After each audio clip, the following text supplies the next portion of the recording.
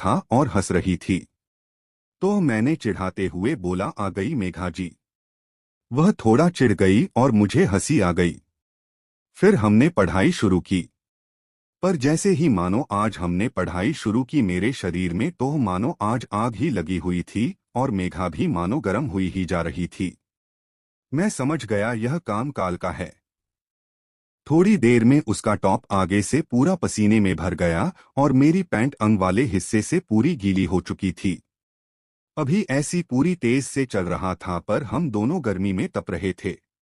अब मुझे उसके टॉप के अंदर का भी सब कुछ दिखना शुरू हो गया था और उसे भी मेरी गीली पैंट में मेरा अंग साफ दिख रहा था। पर वह कुछ नहीं बोली और थोड़ी थोड़ी देर में मेरे अंग को देखती रही।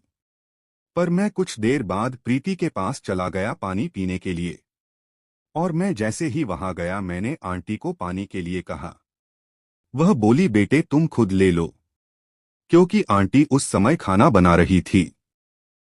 मैंने हाँ भर के पानी भरने के लिए गया पर फ्रिज आंटी के पीछे था और रसोई में जगह भी कम थी, तो मैं आंटी के पीछे से सरकता हुआ पीछे से जा रहा था कि तभी अचानक मेरा अंग बड़ा हो गया और मैं आंटी के पीछे ही फंस गया। मैं जैसे ही हिलने की कोशिश करता तभी मेरा अंग आंटी के और अंदर जाता रहता। आंटी भी स्थिति को समझ गई और हटने की कोशिश करने लगी, पर जगह कम होने के कारण वह मेरे अंग के और नजदीक आ रही थी। अब तो मानो उनकी साड़ी में मेरा अंग पूरा घुस चुका था और मुझे उनकी गर्माहट महसूस होने लग रही थी। आंटी भी स्थिति को सोच सोच कर परेशान और गीली होती जा रही थी। मुझे अब उनका गीलापन साफ महसूस हो रहा था।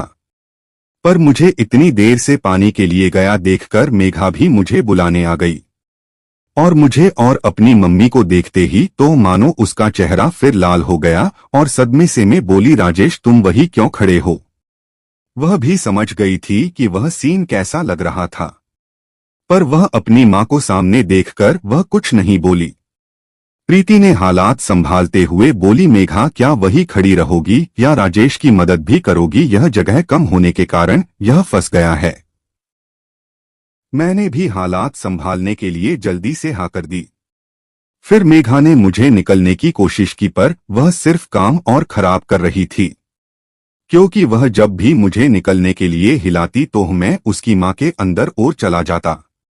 प्रीति भी मानो अब काफी गीली हो गई थी, क्योंकि मेरा अंग उसके शरीर के इतनी पास था और बार बार कभी अंदर तो कभी बाहर हो रहा था। वह और मैं अपने ऊपर पूरा काबू रखे हुए थे। पर जब